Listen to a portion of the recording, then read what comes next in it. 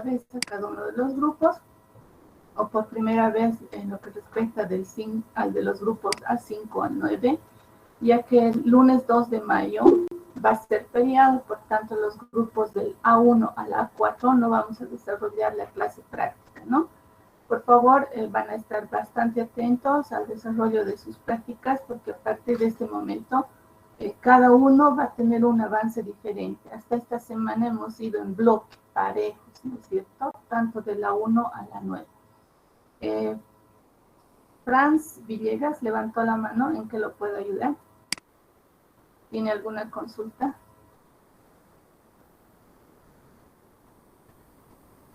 ¿No? Bien, entonces a llevar el apunte en esto. Segundo anuncio, hay algunas personas que se están incorporando a la práctica. Eso ya es bajo su riesgo, ¿no es cierto? Estamos a media práctica de alginatos, ya terminamos la de yesos y no hay vuelta atrás, ¿no es cierto? No hay clases particulares tampoco, y ya les había avisado de que por la reunión que tuvimos en el comité académico, no me da el tiempo que ellos me han marcado para hacerles una reposición de prácticas ni de las clases de prácticas que realizamos. Entonces lo vamos a ir avanzando en la dinámica que hemos hecho, ¿no? Una vez que terminamos la práctica, revisamos todo y vamos saldando, cerrando un ciclo o cada semana o cada clase que hemos avanzado con todos los detalles. ¿Consultas hasta aquí, doctores? Sí, doctor. Ok, ¿cuál es su consulta? No, doctora, que todo está claro. Ok, Isabel. Bien, entonces, nuevamente aclararles eso, ¿no? Porque me han estado consultando, veo que se unen, yo no tengo problema, se puede unir hasta la última clase, pero ahí está, ¿no? Entonces, con esa aclaración, mis estimados doctores, nuevamente les voy a recordar, yo les doy un listado de instrumental y material con bastante anticipación, y este listado usted lo puede adquirir en el momento en que tenga disponibilidad, ¿no? Pero para cuando empezamos la práctica, usted ya tiene que disponer de todo, y voy revisando el instrumental y material necesario para las actividades o la actividad que vamos a desarrollar en esa clase. Vuelvo a recordarles, cada clase tiene un objetivo, ¿no es cierto? Y estamos trabajando en dos plataformas en este momento, tanto la de Classroom, el Google Meet y Telegram, ¿no es cierto? Las prácticas esencialmente lo hacemos a través de las videoconferencias de Meet, para algún detalle que haya que verificar o mejorar, y los registros de sus trabajos van en Telegram. Por favor, no me estén enviando 2 horas después ni 3 horas después. El envío y la contabilización de esa práctica termina con el horario de su práctica. Si su práctica es de 11 a 1 y cuarto, el último trabajo entregado. ¿Me deja entender, doctores? ¿Sí? Sí, doctora. Perfecto. Entonces, estamos moviéndonos en ese esquema, hemos marcado nuestras reglas y todos tenemos que cumplir, ¿no es cierto? Recomendación, vuelvo a recomendarles, y que espero que sea la última vez, porque los estoy preparando para que vayan al presencial. En el presencial no es, espérenme un ratito, voy a hacer.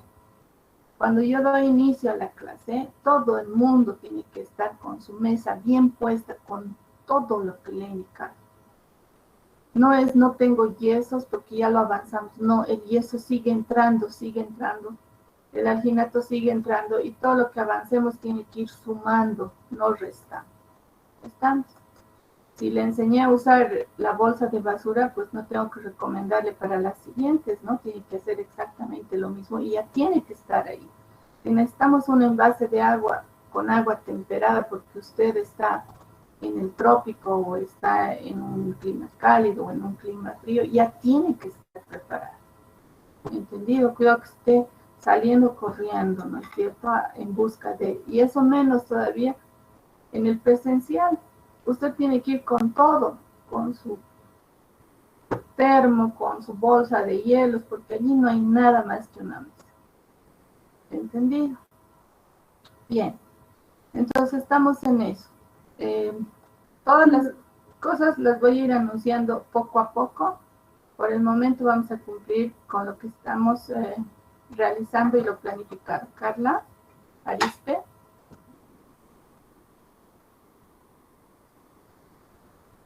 ¿Quería decirme algo, doctora Carla? Bien, entonces, si no hay consultas, queda claro, yo procedo a realizar el avance de la clase. ¿Ya estamos, doctores? ¿Alguna consulta? ¿Es el momento? No, doctora. Ok. Bien, entonces procedo a compartir mi pantalla. Por favor, me van a avisar si la tienen.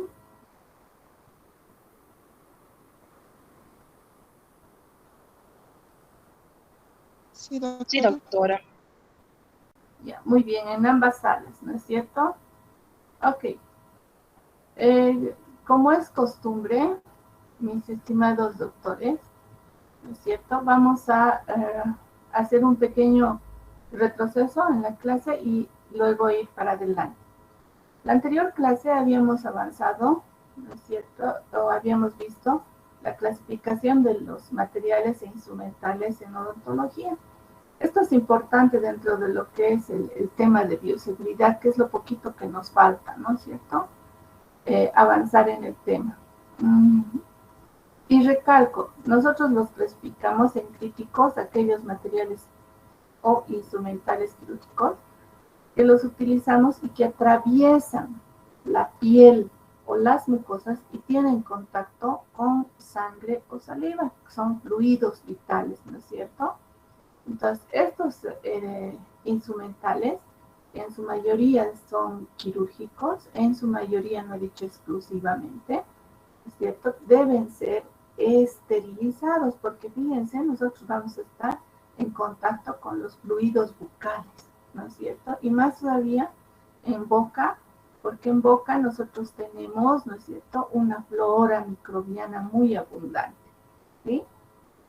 Bien, los semicríticos son aquellos instrumentales que si bien entran dentro de la boca, pero no necesariamente están en contacto con los fluidos bucales como es la sangre, ¿sí? Sin embargo, hay personas que, por ejemplo, tienen un sangrado espontáneo de las encías porque tienen una periodontitis. Entonces ya entran estos mismos instrumentos como los que está usted viendo en la diapositiva, tanto como críticos como semicríticos. Se los llaman semicríticos porque están en contacto con la mucosa, con los microorganismos, pero no con los fluidos de forma directa, ¿sí? Entonces, doctores, disculpen,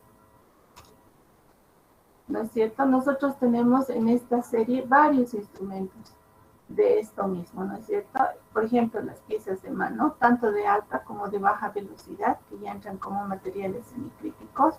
Muchos de los instrumentales que nosotros tenemos para realizar las obturaciones directas, como son las amalgamas, ¿no es cierto? O las resinas, ¿no es cierto?, entran dentro y a veces provocamos heridas iatrogénicas, o sea, por el profesional, que lamentablemente pues no hay otra forma de que nuestro instrumental entre en contacto con eso. Entonces hay que tener mucho cuidado.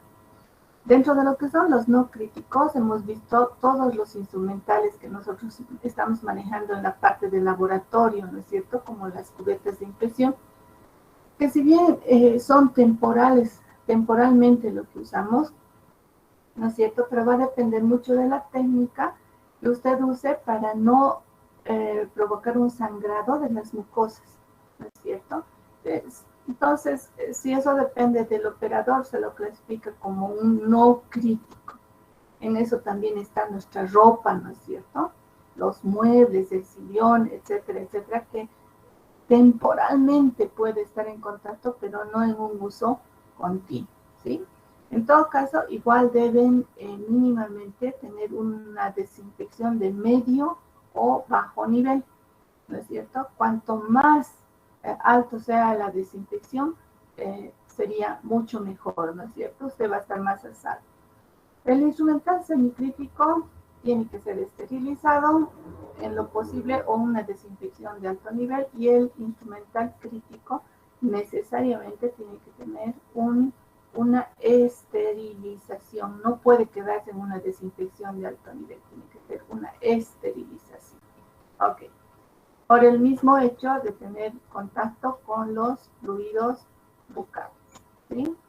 Muy bien. ¿Cómo vamos a lograr esto? Todos los materiales primeramente tienen que entrar a una decontaminación, ¿no es cierto? ¿Qué es una decontaminación? Es una atenuación de todos los microorganismos que salen, ¿no es cierto? Por estar en contacto de la boca. Una vez que los ha atenuado o los ha matado, ¿no es cierto? Si fue germicida o bacteriostático o bactericida, recién procedemos a una limpieza. En la limpieza hay que hacerlo con guantes gruesos para no pincharnos ni correr riesgos de un AES, ¿no es cierto? Y con un producto adecuado. Una vez que lo limpia, lo seca, ¿no es cierto? Recién procedemos a la esterilización en lo que se refiere a los instrumentales críticos y semicríticos, ¿no es cierto? El tratamiento del material no crítico consiste en primero una decontaminación para eliminar tanto material orgánico e inorgánico. Procedemos a la limpieza y luego aplicamos una desinfección de medio o bajo nivel, dependiendo de qué es lo que estemos realizando, ¿no es cierto? Aquí nos quedamos la anterior clase en cuanto a lo que eran las normas de bioseguridad, donde habíamos empezado a desarrollar qué eran las normas de bioseguridad. Su objetivo es prevenir, ¿no es cierto? Y dentro de la prevención también está la conducta que nosotros tenemos o el procedimiento que debemos seguir frente a un AES, ¿no es cierto? ¿Qué es un AES? Un AES es un accidente a la exposición de sangre y fluidos. Estamos abiertos a eso, ¿no es cierto? Nuestra profesión, nuestro riesgo profesional es que nos podamos contaminar porque estamos expuestos a tener contacto tanto con sangre y fluidos, ¿no es cierto? Entonces, si usted se pinchó, se cortó con ese instrumental sucio, ¿no es cierto?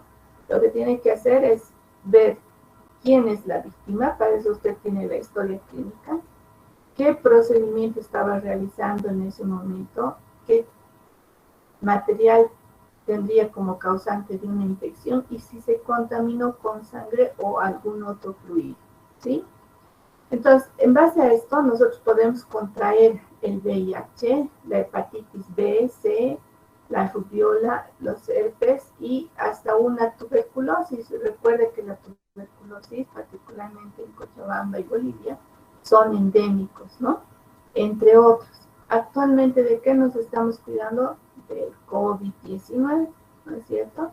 Entonces, ¿por qué? Porque estaríamos en contacto con esos fluidos bucales, ¿sí? Por tanto, es muy importante lo que es bioseguridad, ¿sí? Bien. Sin embargo, han debido ver en todo este periodo de la pandemia que hay personas que sí se contaminan y otras personas que no se contaminan, ¿no?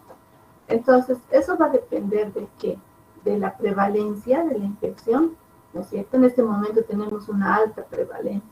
Entonces, lo que hay que hacer es esperar a que baje para que podamos salir normalmente. De la concentración del agente infeccioso es otro punto que también depende, ¿no es cierto? Es decir, hay baja concentración en ciertos fluidos, ¿no es cierto? Tenemos referente a las enfermedades que hemos hecho como infecciosas, la saliva, las lágrimas, la orina y el sudor son bajos. Por ejemplo, si nos referimos al VIH, ¿no es cierto? Cada una de las enfermedades es sui generis, o sea, va a haber una baja concentración o una alta concentración.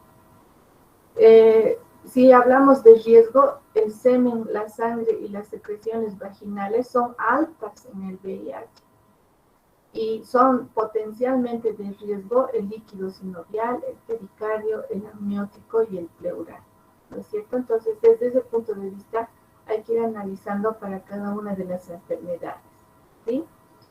Hay que analizar también la virulencia, ¿no es cierto?, del virus. Hay temporadas en que son altas y hay temporadas en que son bajas.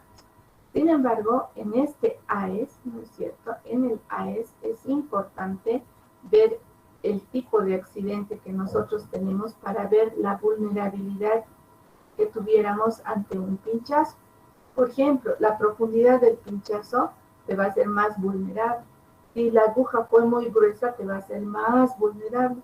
El tipo de procedimiento, ¿no es cierto? Si era invasivo, es decir, si estábamos invadiendo huesos, sangre, piel, etcétera, va a ser más riesgoso. Y si no estuviste usando un doble guante o un guante estéril, va a ser más riesgoso. No sé si me dejo entender aquí, ¿no es cierto? Entonces, los cuidados que usted tenga que tomar son importantes para disminuir su vulnerabilidad. ¿Estamos? Esto es muy importante. Entonces, la conducta a seguir frente a un AES, doctores, ¿qué es lo que voy a hacer si yo me pinchara? ¿Cierto? Esto tiene que estar en la mente.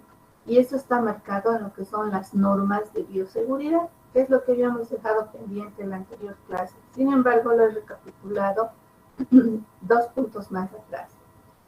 Las normas de bioseguridad, ¿no es cierto?, para particularmente frente a un AES o a otra situación, se dividen en 2. Las generales, lo que tienes que hacer cotidianamente, y las específicas, cuando es un caso muy especial, ¿no es cierto? Entonces, en las generales, cuando es un AES, usted lo que tiene que hacer es hacer sangrar lo más posible su herida y lavarse con agua y jabón. Vuelvo a repetir, como habíamos dicho desde la primera clase de este tema, ¿no es cierto? El agua y el jabón es lo más efectivo para eliminar los microorganismos, sean virus o sean bacterias, ¿no es cierto? O hongos, etcétera, etcétera. Es lo mejor, ¿sí? Y les recalco, ¿cómo sé que me he jabonado bien? Porque algunos se ponen el jabón, ¿no es cierto? Y no esperan ni que haga efecto y ya se están enjuagando, ¿no es cierto? El jabón es efectivo mientras hace más burbujas. Cuantas más burbujas realice, estoy segura de que está haciendo su efecto, ¿sí? Entonces, eso es como medida general. Las específicas se refieren, mis estimados doctores, a las medidas que nosotros tomamos en algún caso específico. Ejemplo, yo voy a atender a un paciente con VIH. Obviamente me voy a poner mi EPP normal y encima me voy a poner una bata extra. De pronto tengo que hacer una exodoncia de un primer molar inferior derecho. Entonces me voy a preparar para cualquier contingencia. Tendré doble EPP, me pondré doble gorro, ¿no es cierto? Pondré barbijo, me pondré protector facial. ¿Estamos? Por supuesto, doble guante, el de examinación, el quirúrgico, ¿sí? Y voy a tener además el cuidado de que el instrumental básico que utilice, el semicrítico, que en este caso sería un espejo pinza explorador, sean desechables. Hay desechables para comprar para un solo uso. Entonces usted lo usa y eso tiene que, después de ser contaminado, incinerar. ¿Para qué? Para evitar la infección, no solo con usted, sino la infección cruzada que puede haber, ¿no es cierto? De pronto el asistente lo va a mezclar con el resto y estamos terriblemente arruinados, ¿sí? Entonces, a eso me refiero.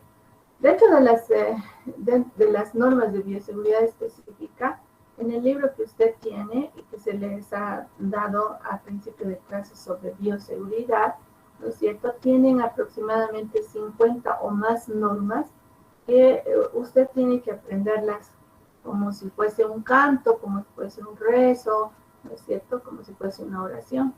¿A qué me refiero? Son normas en las que se resumen todo lo que hemos hablado hasta este momento. Empezando de que antes de atender a un paciente hay que hacer una historia clínica completa, que es la base de nuestra atención, ¿no es cierto? Va a mencionar también los procesos de esterilización, qué vamos a hacer con los productos contaminados. Además, recomienda los EPPs, ¿no es cierto?, que hemos estado trabajando y les acabo de explicar. Inclusive menciona que los mandiles deben ser de manga larga, cuello alto y cerrado. No trabajar como hasta ahora les veo trabajar a través de las cámaras, ¿no? El guardapolvo está ahí puesto y está bien abierto. No, tiene que estar cerrado. Para eso es el FP, para eso está, ¿no? Muchas veces, dependiendo de nuestras actividades, usamos una pechera adicional. Obviamente los pacientes tienen que tener un babero, ¿no es cierto? Hay que colocarse los guantes siempre sobre el puño del mandil, lavarse antes y después de retirarse los guantes, nunca utilizar un guante para la misma persona, etcétera, etcétera, etcétera, que son, doctores, las normas que usted las tiene que tener en la cabeza, ¿no es cierto? Y que tiene que irlas cumpliendo. Así cumplimos los principios de bioseguridad, que son universales, ¿no es cierto? O sea, para todos los EPPs y la eliminación de desechos. Aquí lo tiene absolutamente mencionado todo. Y ya, como les digo, es como un resumen de todo lo que hemos avanzado, porque fíjense, aquí dice las superficies contaminadas con sangre y saliva deben desinfectarse con hipoclorito de sodio. ¿Qué es lo que hemos avanzado nosotros como desinfección de medio y alto nivel, donde no solo les he dado la opción del hipoclorito de sodio, sino también de otros productos químicos que usted los puede utilizar, ¿no? Entonces eso lo tienen que aprender uno por uno, cada una de las 50 normas, y la bioseguridad, la subsistencia de nuestro planeta, pues recomendarles de que depende de nosotros, no es botar las cosas, sino utilizar lo que se debe en el momento que se debe. ¿Consultas hasta aquí, doctores?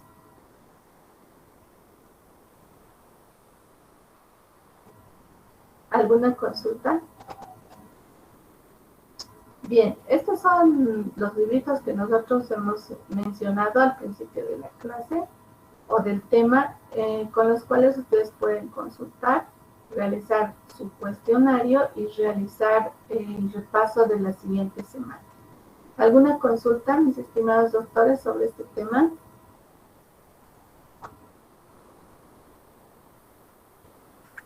Doctora. Sí, señor. Sobre las normas generales, no, sobre las normas de bioseguridad generales, sobre qué tenemos que hacer ante el AES, ¿podría volverme a repetir, por favor? Claro que sí. La norma general es primero hacer sangrar lo más posible, no es contener el sangrado, ¿no? Sino hay que dejar sangrar completamente, ¿sí? Una vez que usted ha dejado sangrar, hay que ir a lavarlo con un buen chorro de agua y con un jabón. ¿Estamos?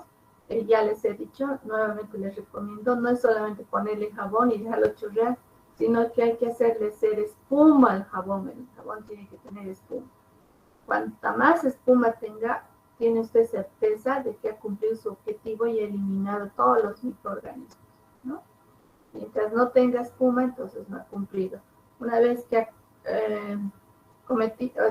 cumplido este cometido, usted recién puede ponerle una venda, ¿no es cierto? Y dependiendo qué es lo que ha pasado, de pronto ha sido un clavo oxidado, porque eso lo aplicamos constantemente en nuestra vida, ¿no?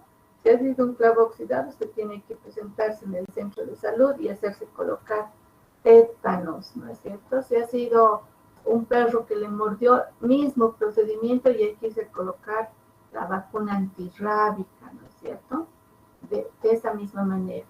En el caso del VIH, por ejemplo, si usted no sabe qué es lo que ha pasado, tiene que citarlo a su paciente y tiene que ir usted al CEDES a que le hagan la prueba del VIH, y eso conlleva como 6 meses, ¿no? Son 2 o 3 pruebas que se les realiza para descartar la posibilidad.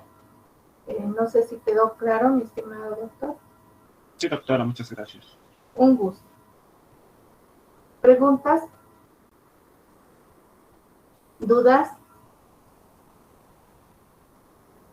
Ok, entonces, mis estimados doctores, voy a dar inicio al siguiente tema, que es el último tema que nosotros vamos a avanzar para el primer parcial. Les recuerdo, el primer parcial ya está muy cerquita, ¿no? Empezamos mayo y nosotros tenemos ya nomás el primer, ya estamos muy cerca, a un mes del primer parcial. Ok, los repasos por supuesto van a ser más seguidos, ya vamos a dar materiales de impresión y luego vamos a dar el tema de propiedades de la materia o quizás inversamente, les voy a avisar ya el siguiente martes cuál va a ser nuestro tema. Bien, entonces empezamos con este tema. Este tema ya me imagino les va a ser muy fácil, ya que les había dado una tarea. ¿Cuál era la tarea? ¿Me pueden recordar, mis estimados doctores? Repasar el tema. Exactamente. Entonces, nuestro siguiente repaso, después de propiedades de la materia, mis estimados, después de bioseguridad, lo anuncio ahora, es propiedades de la materia. Va a ser el martes 10 de mayo.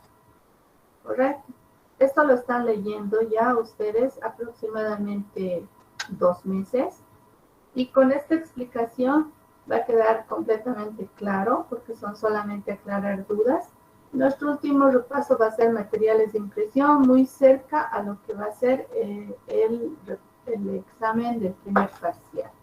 Bien, así vamos a quedar entonces. Muy bien. Propiedades de la materia, en realidad debería haber sido el primer tema que nosotros avanzamos, ¿no es cierto? Pero lo que teníamos que hacer era aprovechar los tiempos y se los he ido entregando paulatinamente a medida que vamos avanzando los temas. Me detuve en cada una de las propiedades y les expliqué qué era. Pues esto ya es prácticamente un recordatorio con la explicación que hice en cada uno de los temas y la tarea que les he dado. Sin embargo, vamos a revisar algunos conceptos.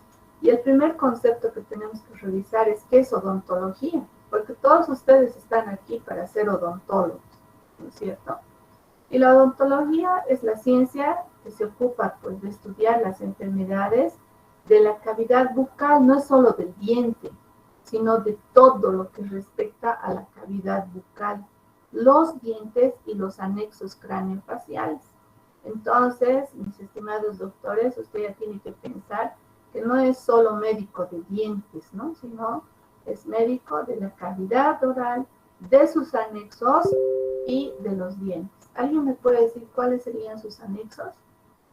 ¿Qué comprende la cavidad oral?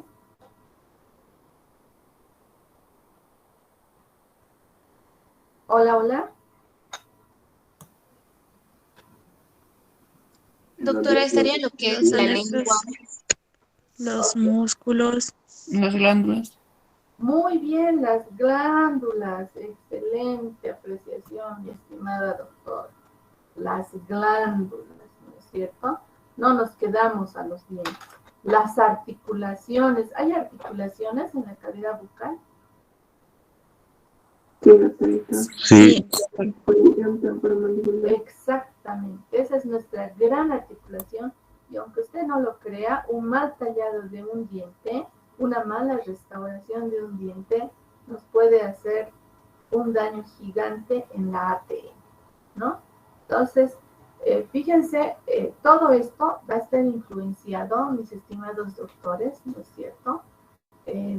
Con un objetivo. No solamente somos ente biológico, sino que para que esa biología, ese organismo funcione bien, tenemos que estar apoyados por la química, la física, y no solo eso, mis estimados doctores, nosotros construimos todo en base a los fundamentos de ingeniería, ¿me entendió?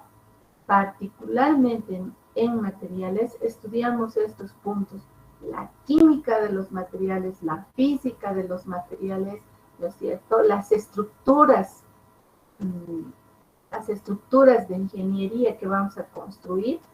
¿Para qué? Para que nos apoyen en los aspectos fisiológicos y biológicos. Es lo que les acabo de decir. Si yo restauro con un mal material, lo hago mal en el diente, la que va a sufrir no solamente es el diente, sino también la ATM. Y si sufre la ATM, va a sufrir el resto del organismo, porque el paciente no va a comer, no va a hablar bien y no va a masticar bien. Y así vamos a empezar a degenerar lo que era súper fácil, ¿sí?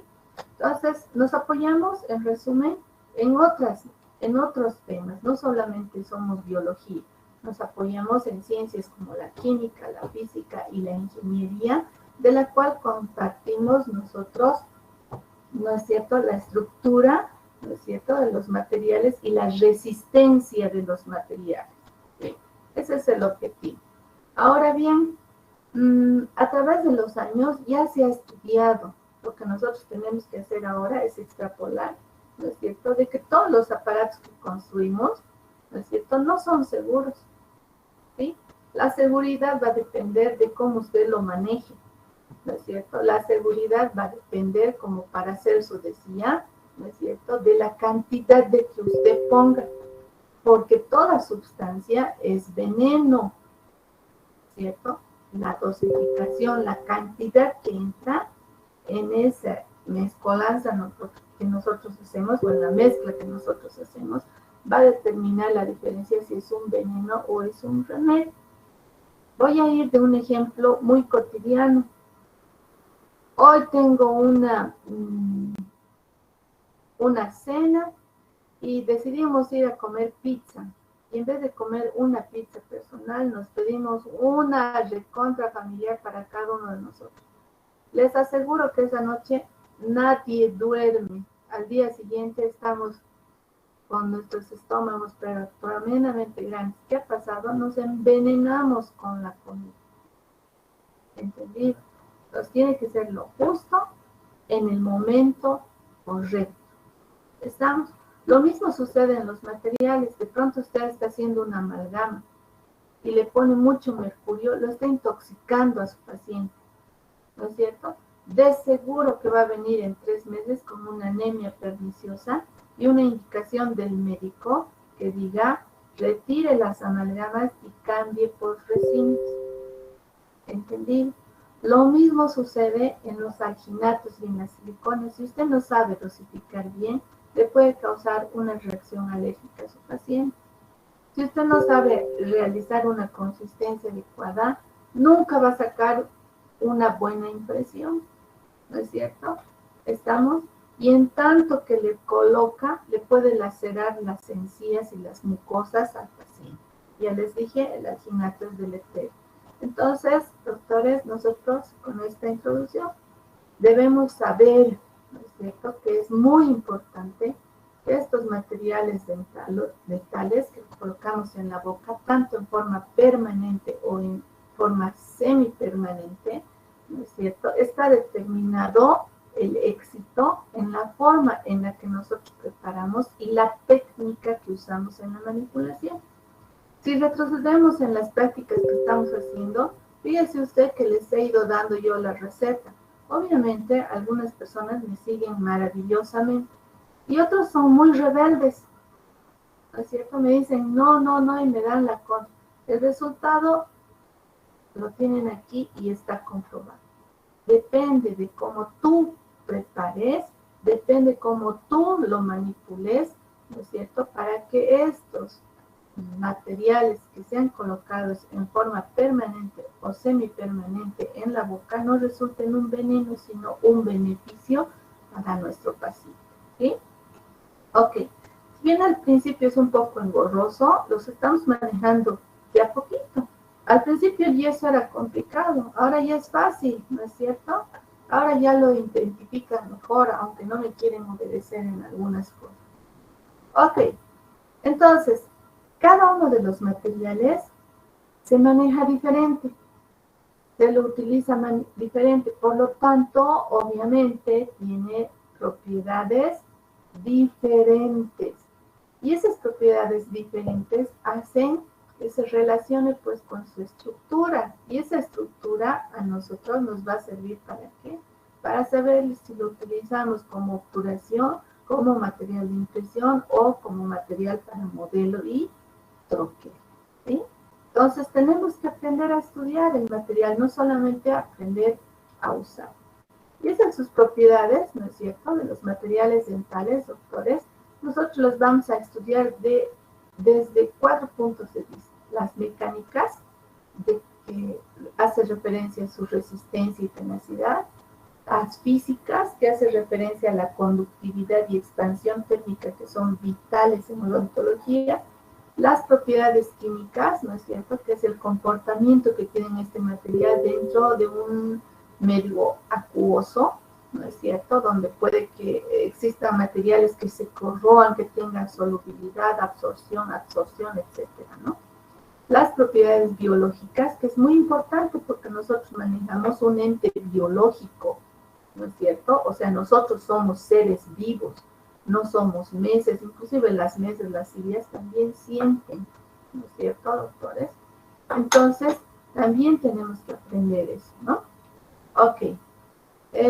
Recomendación, es bueno que se hagan un glosario de esto para que sepan qué están hablando, porque de aquí en adelante y en toda su vida futura de profesionales, ¿no es cierto?, vamos a hablar a través de las propiedades de los materiales dentales, sean antiguos como el yeso o sean nuevos como las porcelanas y los que vienen a continuación, o las resinas que son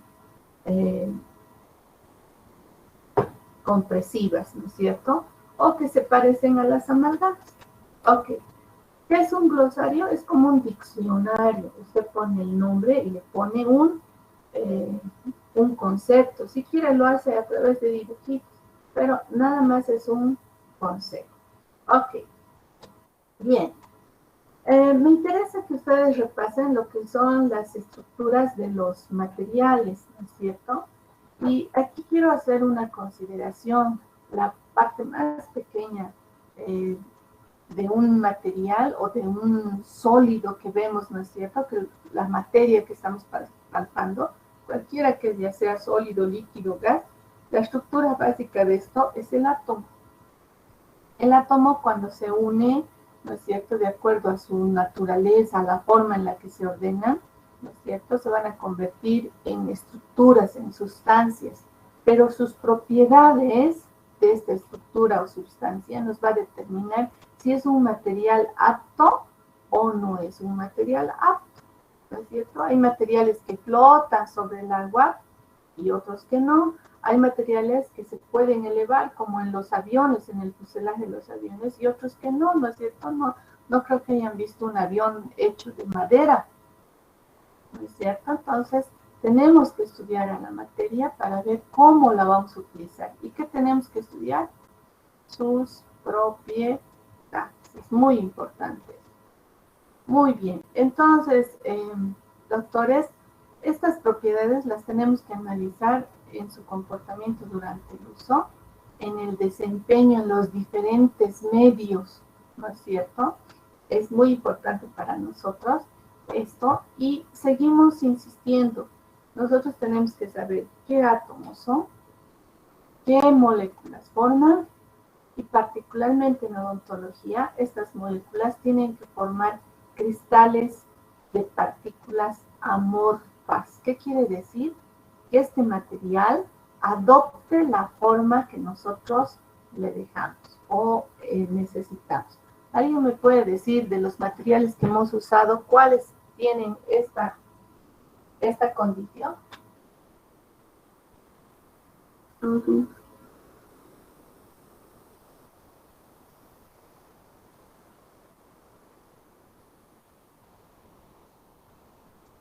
El yeso, doctora.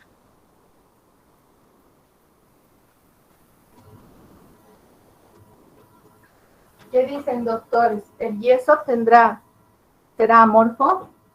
¿El alginato será amorfo?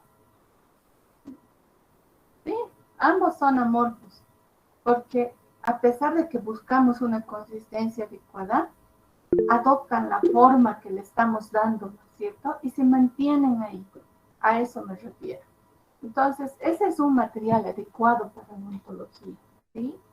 Además de que este material pues tiene que ser resistente a las fuerzas, a determinadas fuerzas.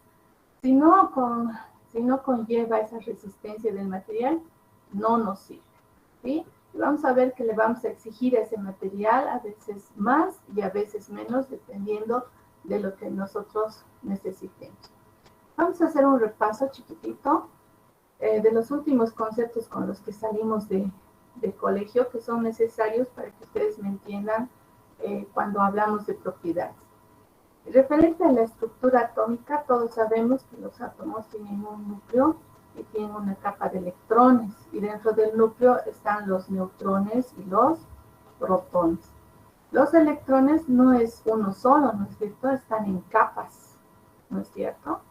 Y la última capa de electrones es la que cuenta para nosotros, la última capa. ¿Por qué? Porque va a estar en equilibrio, ¿no es cierto?, para que este átomo se mantenga estable. Ahora, no se olviden que los neutrones y protones tienen que también estar en equilibrio con los electrones, ¿no es cierto? ¿Recuerdan, mis estimados doctores? ¿Sí? Y a partir de esto, doctores, ¿cómo se unen estos átomos en su última capa? Si unos ceden, otros captan o comparten, miren qué bonito, ¿no es cierto? Comparten sus electrones para volverse estables. Nosotros vamos a tener a partir de eso los diferentes tipos de materiales en odontología. Por tanto, es muy importante para nosotros la forma de unión entre átomos, ¿sí? Estamos haciendo un recuento. Esta forma de unión se presenta en tres tipos, ¿no es cierto? Y esos tres tipos de unión, ¿no es cierto?, los que ceden, los que captan y los que comparten, nos van a dar nuestras tres clases de materiales que usamos en odontología. Y esas uniones se llaman uniones de valencia primaria. Por supuesto, hay secundarias que en este momento no es el objeto de nuestro estudio, ¿no? Entonces, esta forma de unión se llaman uniones covalentes, uniones metálicas o enlace metálico y la unión o enlace iónico, ¿sí? Repasemos. El enlace covalente o la unión covalente dice que comparten un par de electrones, comparten, son amigos, comparten, ¿no es cierto? Ejemplo, en el agua, el hidrógeno y el oxígeno comparten un par de electrones, ¿no es cierto? En el cloro, dos moléculas de cloro están compartiendo dos electrones para que en su última capa tengan 8 electrones. El número 8 en la última capa es clave para que este material sea estable, ¿no es cierto? Me explico. Si no fuese estable, la obturación de pronto desaparecería, pero si es estable, en esa última capa de electrones, la restauración de ese material es permanente. ¿Me dejo entender? ¿Hola? Sí, doctora. Muy bien. Entonces, esta parte es importante, ¿no? La última capa de electrones tiene que ser 8, ¿sí?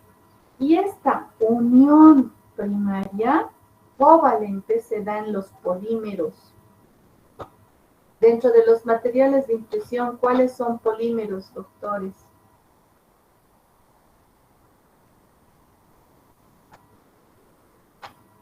Hola, hola.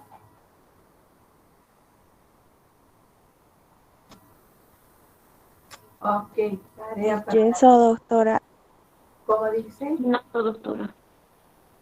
No le escuché de nuevo, por favor.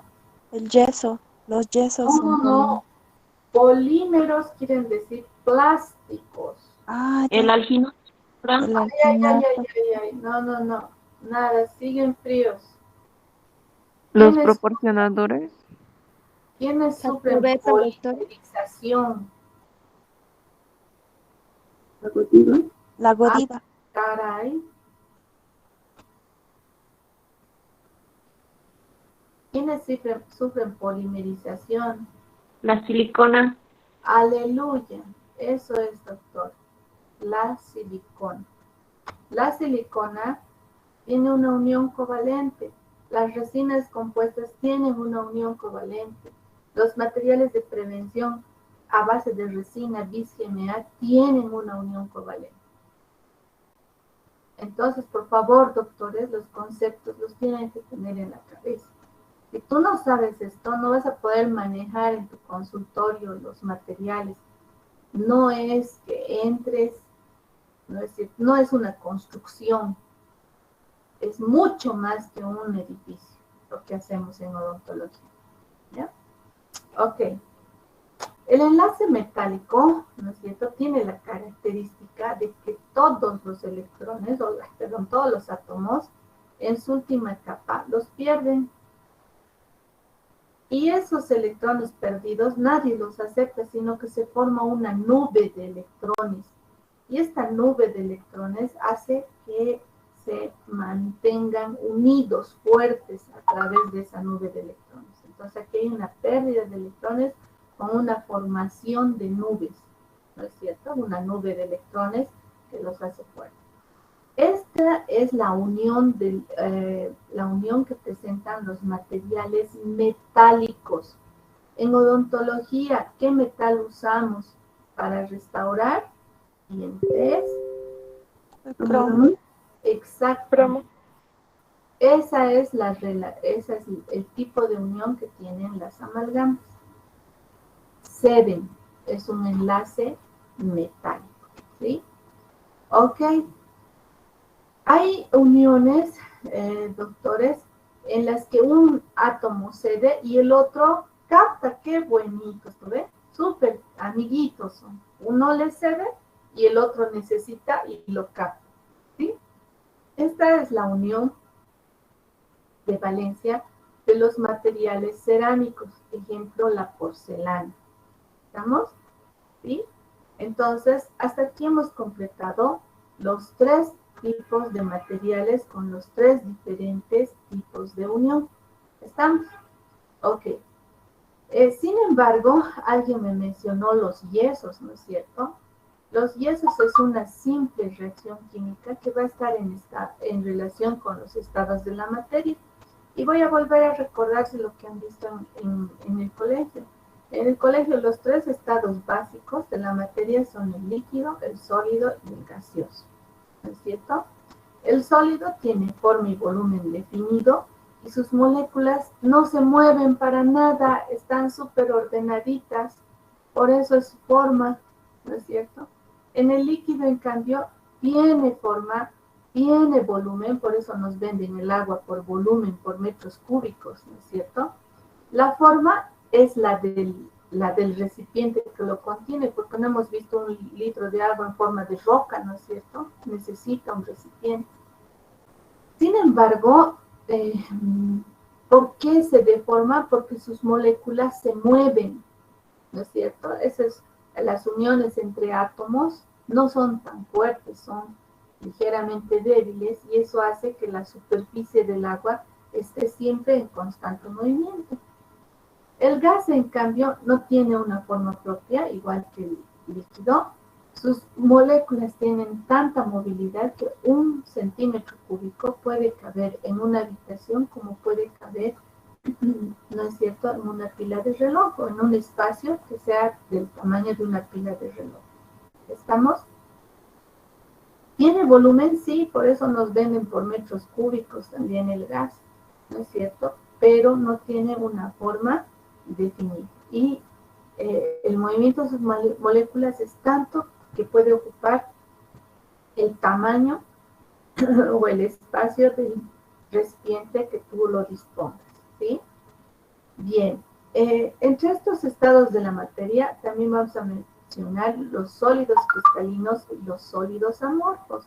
El sólido cristalino es aquel que tiene sus moléculas bien ordenados y el amorfo, ¿no es cierto?, el que tú los tienes que ordenar, es lo que nosotros utilizamos mucho en odontología, ¿no es cierto?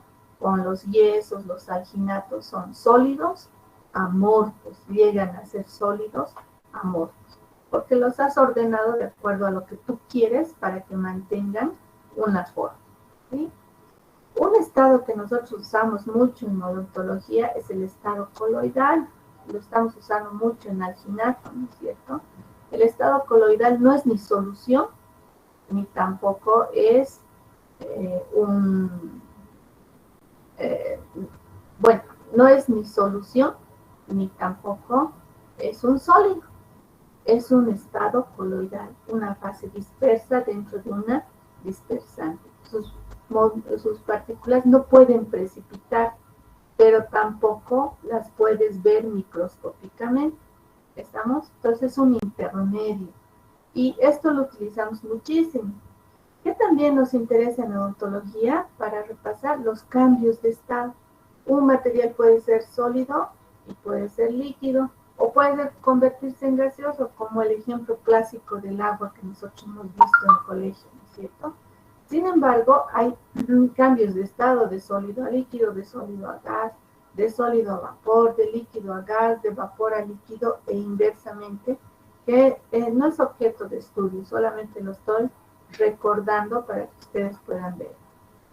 Las reacciones de la materia en odontología son muy importantes y me han debido escuchar hablar de una reacción física, una reacción química y una reacción de polimerización. Recordemos, la reacción física se relaciona mucho solamente con el estado de la materia, ¿no es cierto?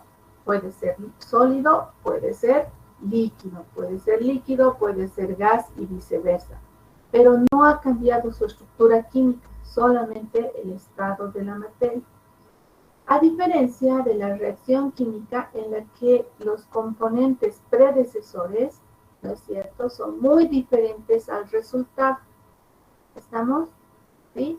Por ejemplo, el hidrógeno y el oxígeno al combinarse se convierten en agua. El agua no es lo mismo que un gas, el agua no es lo mismo que el hidrógeno, ni el agua es lo mismo que el oxígeno. ¿Me dejo entender, mis estimados doctores? Bien, finalmente, una reacción que utilizamos mucho en odontología es la de polimerización, que acabamos de hablar. La polimerización, mis estimados doctores, ¿no es cierto?, es la unión de varios monómeros para convertirse en una gran cadena de polímeros.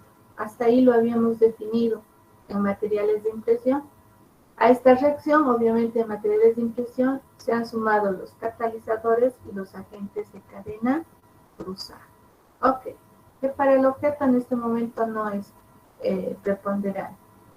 Muy bien, los materiales se clasifican entonces en polímeros. ¿Qué tipo de unión tenían los polímeros? Covalente. Muy bien, covalente. ¿Los metales qué tipo de unión tenían? Hola. Metálica. ¿Y los cerámicos qué unión tenían? Iónico. Iónico. Exactamente. Iónico. ¿No es cierto? Ok, esto tienen que saberlo muy bien, ¿no es cierto? Porque actualmente se están desarrollando materiales que combinen los tres o dos de los tres mencionados hasta aquí. Y esos los vamos a ver. Y si no tenemos en cuenta el tipo de unión que tenemos en cada uno de ellos, no vamos a entender el resto, ¿sí? Ok, entonces vamos a empezar a analizar lo que son las propiedades mecánicas. Las propiedades mecánicas se refieren, doctores, ¿no es cierto?, al comportamiento de ese material, pero bajo influencia de fuerzas.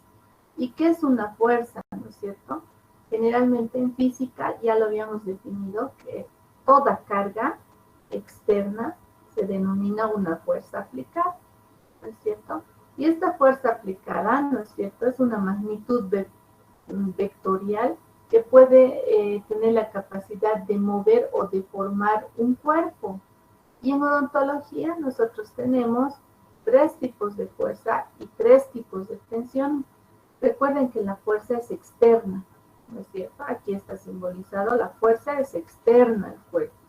La fuerza es externa. Por tanto, las fuerzas pueden ser compresivas, pueden ser de tracción o pueden ser tangenciales o de cizallamiento. ¿Estamos? O sea, torsionales, quiere decir que lo tuercen, como cuando exprimimos la ropa, ¿no es cierto? Ok. La tensión es la fuerza, pero interna, que se genera dentro del cuerpo. Aquí adentro está la tensión. ¿Sí? Dentro del cuerpo. Entonces, es como cuando alguien te jala el brazo, ¿no es cierto? Si alguien te está jalando el brazo, están ejerciendo una fuerza. ¿Qué tipo de fuerza será? Una fuerza traccional. Me estás traccionando, dicen, ¿no es cierto? Piense usted que aquí está un muñequito, ¿cierto? Aquí. Y este es su bracito. Y alguien le está jalando, es una fuerza traccional. Pero su brazo no se desarma porque no somos robots, ¿no es cierto? Dentro de su brazo se generan tensiones contrarias, ¿no es cierto? Entonces se van a generar, y hay una fuerza traccional, hay una tensión compresiva que trata de unir su brazo a su cuerpo para que no le saque. ¿Sí me dejé entender, mis estimados doctores, hasta aquí? ¿Hola? Sí, doctor. Ok, sí. Entonces, la tensión es interna, la fuerza es externa, ¿sí? Ok, entonces, si la fuerza tiende a deformar, nosotros tenemos que saber qué es deformación. Deformación es el cambio de forma, puede ser transitoria o permanente. Generalmente en odontología la transitoria la llamamos también elástica y a la permanente la llamamos plástica. Es algo que tienen que ustedes aprender, ¿no? Entonces ahí decimos, ¿es deformación plástica o elástica? ¿Sí? Ok.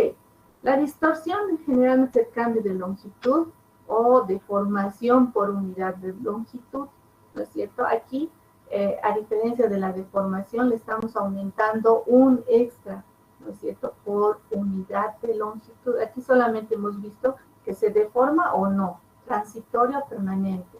La deformación es dependiente del tiempo y la distorsión es dependiente de la longitud, ¿sí? Del tamaño, ¿no es cierto? Entonces, yo lo abreviaría tamaño con 2 comillas y tiempo con una sola. Ok, el límite proporcional, límite elástico, son dos tipos de deformaciones que uno depende, la proporcional, de la carga, el peso, ¿no es cierto? Que le esté deformando al material.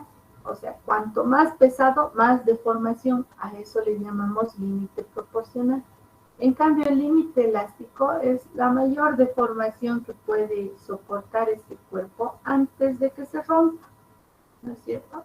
Pero sin sufrir deformación permanente, o sea, vuelve a su lugar. ¿Qué tendría un límite elástico? Una liga, ¿no es cierto? Lo jalamos, parece que se ha deformado, lo sueltas y vuelve a su lugar. Un globo igual, lo jala, no he dicho inflelo, ¿no? Lo jala, parece que lo hemos deformado, pero vuelve a su lugar. Ese es un límite elástico. En cambio, un límite proporcional, mi estimado doctor, ¿es cierto? Es como cuando dobla una hoja y le hace una marca, como cuando hace origami. Ahí le hizo una marca y no hay vuelta atrás. Hay una deformación que dependió mucho de la carga que le hizo, ¿no es cierto? El módulo elástico es un término que nosotros utilizamos y es una medida para identificar la rigidez del material. ¿Qué es la flexibilidad? Usted si ha agarrado una regla, dice esto es flexible, ¿no es cierto? Pero ¿qué está haciendo para ver si es correcta la flexibilidad?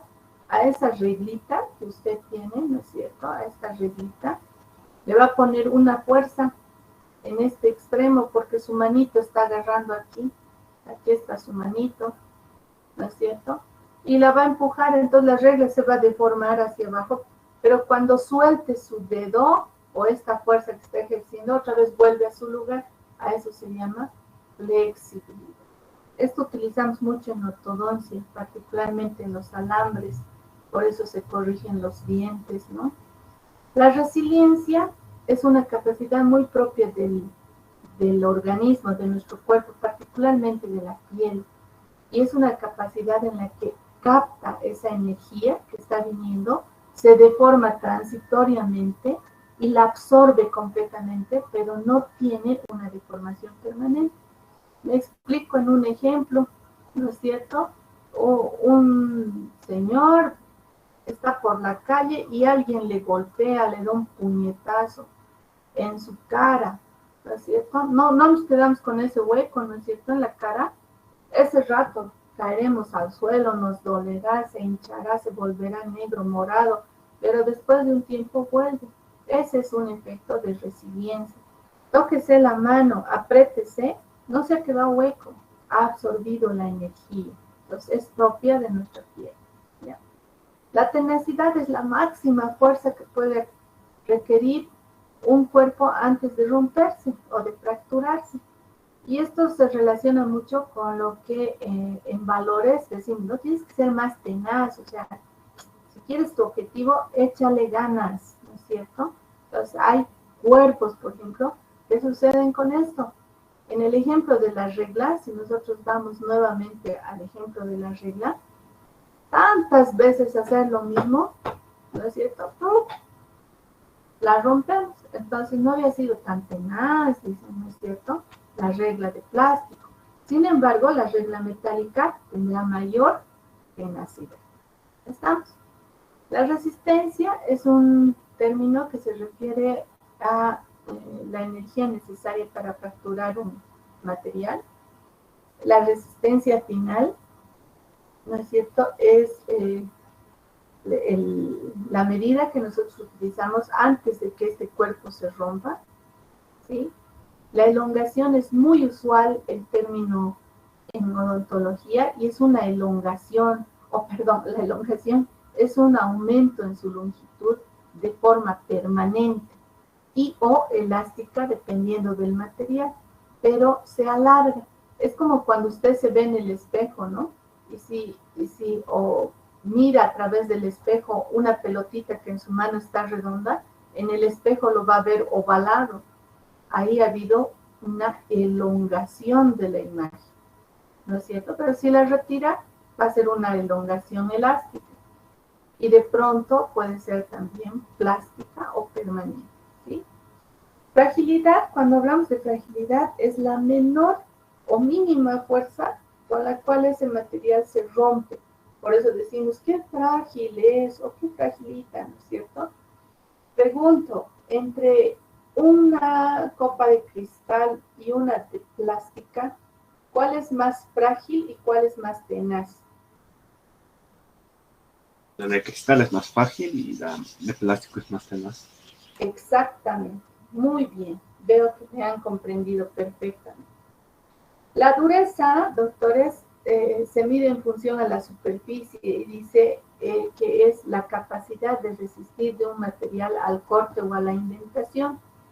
¿Qué es una indentación, no es cierto? Es un pellizco, ¿no es cierto? Que cuando mamá trae a la casa un quesillo y nosotros estamos tan antojados, a veces le metemos un pellizco y queda ahí un hueco. Esa es una indentación.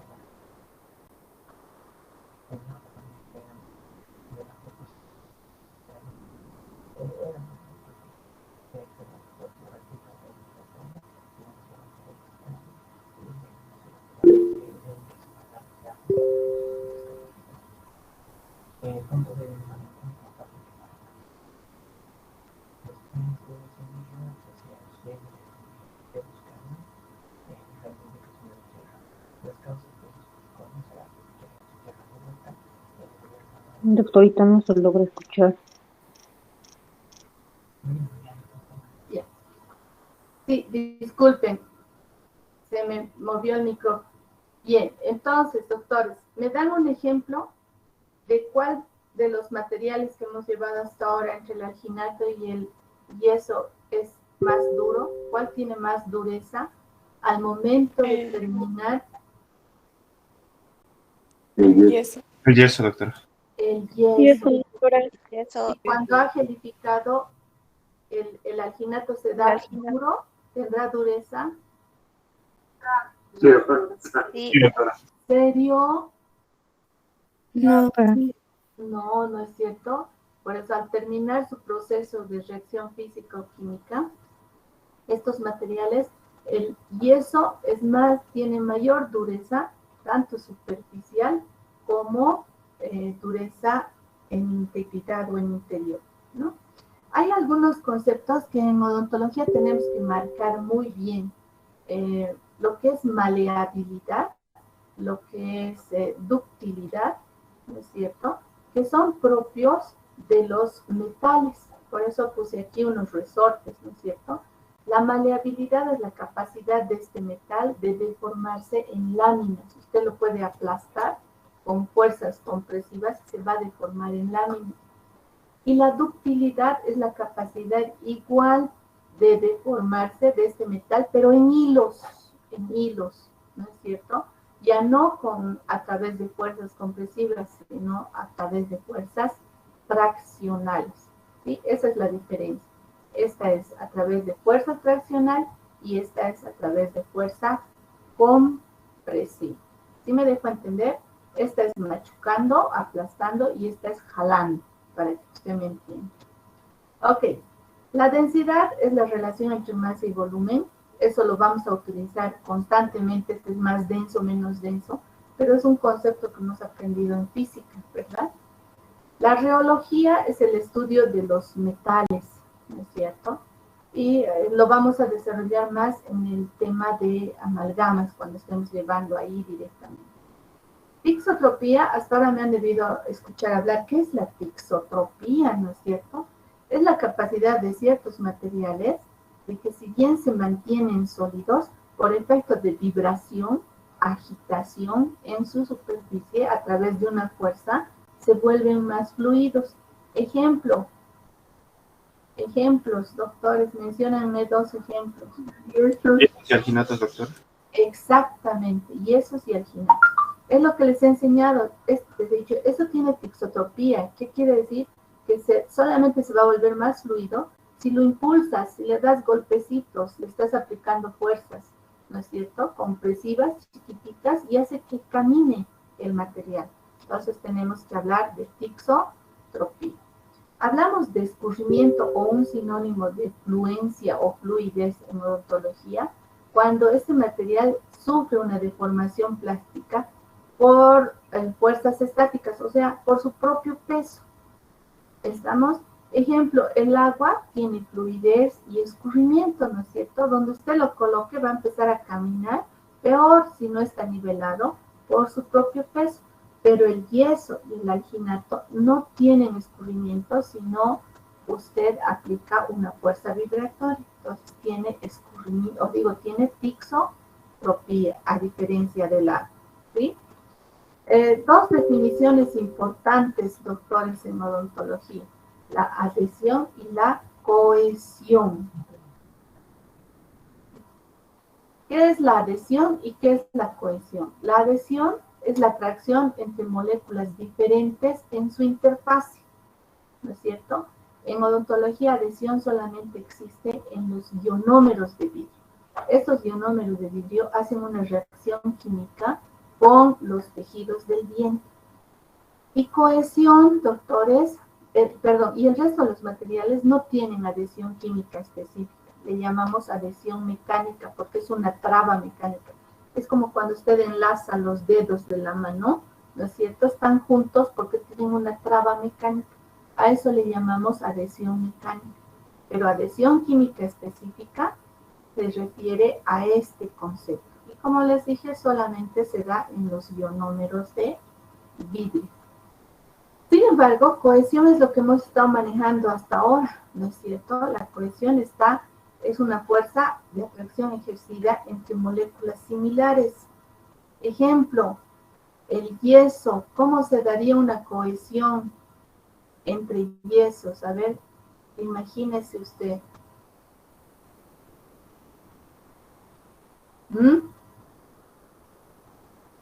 Si yo tengo que poner primero yeso París y luego yeso piedra, estoy cohesionando. Fíjense, mis muñequitos son igualitos. En cambio, la decisión tienen que ser diferentes y agarrarse de la manito, ¿no es cierto? Y eso solo sucede muy raras veces. ¿Sí? En odontología, como les digo, solo se logró en los ionómeros de vidrio. El resto es otra cosa. Dentro de lo que son las propiedades físicas, doctores, nosotros vamos a analizar 4. Las eléctricas, las térmicas, las ópticas y las de radio-opacidad. Estoy a poquitito de terminar el tema, lo voy a terminar la siguiente clase.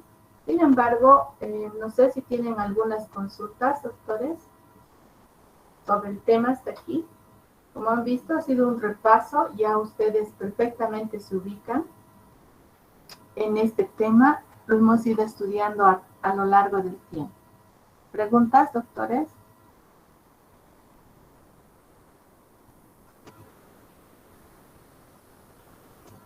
Hola. No, doctora.